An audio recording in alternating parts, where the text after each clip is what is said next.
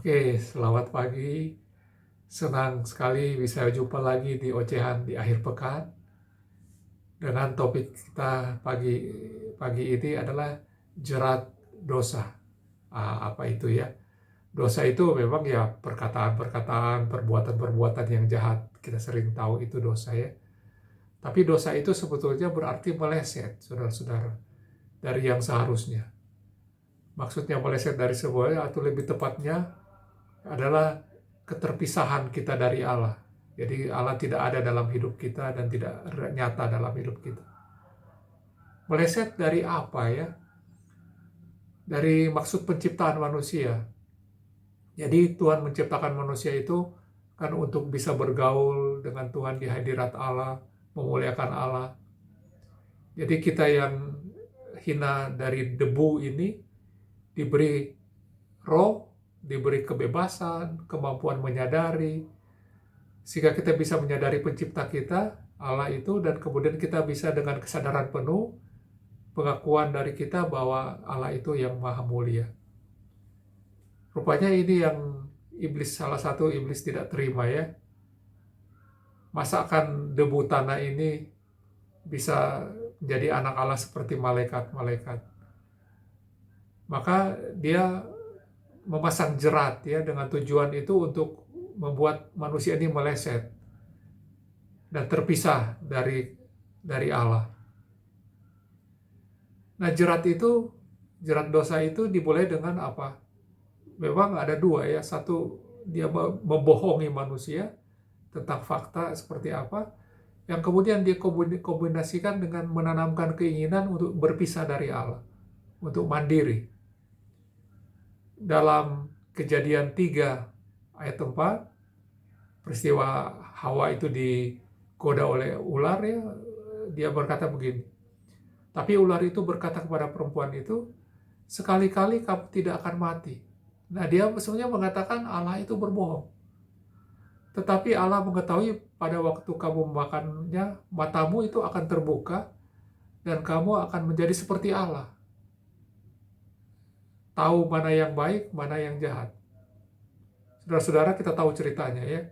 Di akhir dalam peristiwa itu, dalam kebebasan mereka, Hawa kemudian Adam itu memilih untuk percaya kepada pendapat iblis itu, bukan pendapat Tuhan. Maka terjeratlah Adam dan Hawa dalam dosa, keterpisahan ya. Apa akibatnya? Pertama ya jadi terpisah, dia jadi sembunyi dari Allah. Allah datang, bukannya kita sukacita ya, bertemu dengan Tuhan yang sangat istimewa itu dalam hidup mereka, kita malah sembunyi. Sampai Tuhan bertanya, di manakah engkau? Di mana itu kan bisa berarti harusnya kamu ada di sini. Mengapa kamu tidak ada di sini?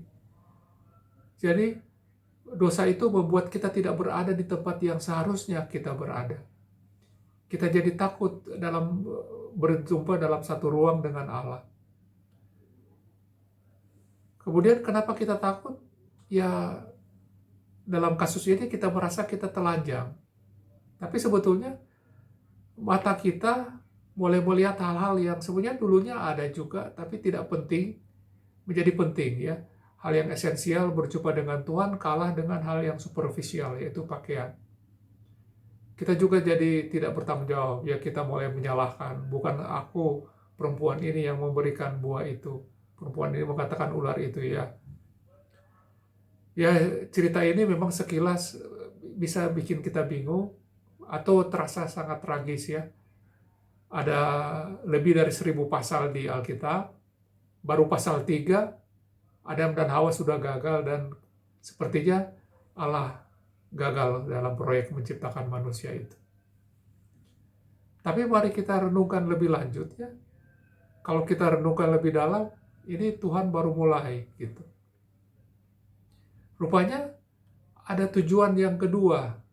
Manusia itu diciptakan itu apa? Untuk membuktikan iblis itu salah, untuk mengalahkan iblis.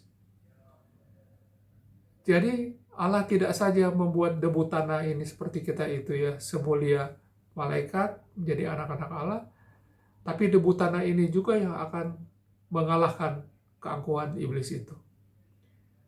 Waktu mereka dihukum ya, di Kejadian 3 ayat 15, Allah berfirman begini, Aku akan mengadakan permusuhan antara engkau ular ini dengan perempuan ini, antara keturunan-keturunan ular dengan keturunan perempuan ini. Keturunannya itu akan meremukkan kepalamu dan engkau akan meremukkan tumitnya.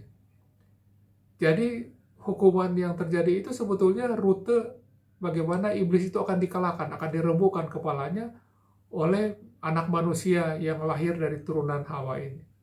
Dan kita tahu ya, Yesus Kristus disebut anak manusia yang meremukkan kepala iblis di Golgota dan membebaskan manusia dari jerat. Luar biasa ya, tapi kembali lagi Allah tidak memaksa. Itu kan konsekuensi dari kita diberikan kebebasan untuk memilih. Kita bisa memilih untuk keluar dari jerat iblis, jerat dosa, atau tetap ada di dalamnya. Jadi waktu manusia diberi kebebasan, Allah percaya dengan kebebasan manusia akan memilih Allah. Iblis percaya sebaliknya. Manusia hanya akan memilih Allah kalau berkatnya banyak, katanya ya. Tapi kalau diambil berkatnya, mereka akan meninggalkan Allah, bahkan barangkali akan mengutuki Allah, karena mereka ingin kemuliaan Allah itu menjadi kemuliaan mereka. Ya, memang terserah kita setuju Tuhan atau kita setuju iblis. Tentu kita memilih untuk menjadi bukti bahwa Allah yang benar itu. Sama seperti Ayub, bukan? Iblis memasang berbagai perangkap penderitaan untuk membuktikan bahwa Ayub itu akan memilih menolak Allah. Tapi Allah adalah pencipta Ayub, dan ia yakin akan kemampuan Ayub mengalahkan iblis. Dan terbukti dalam cerita yang panjang itu, di akhir kisah Ayub, ia terbukti berhasil mengalahkan semua jerat iblis dan membuktikan dalam kasus Ayub, Allah yang benar. Kita sendiri seperti apa? Bukti siapa yang benar? Karena dalam kenyataannya, dalam banyak kisah, kita memilih pendapat iblis. Bahwa kalau kita diberi kebebasan, kita akan memilih dosa. Kita akan memilih kesombongan. Tentu kita belajar dari peristiwa jerat dosa ini, bahwa Tuhan sedang bekerja melalui bahkan dosa-dosa manusia itu untuk membentuk manusia menyadari bahwa dia itu memiliki kekuatan dari Allah. Jadi dari kisah Ayub kita lihat bahwa terbukti Allah yang benar. Asik ya, selamat melawan jerat dosa, selamat mengalahkan iblis. Tuhan kiranya memberkati kita dengan sukacita sebagai anak-anak Allah.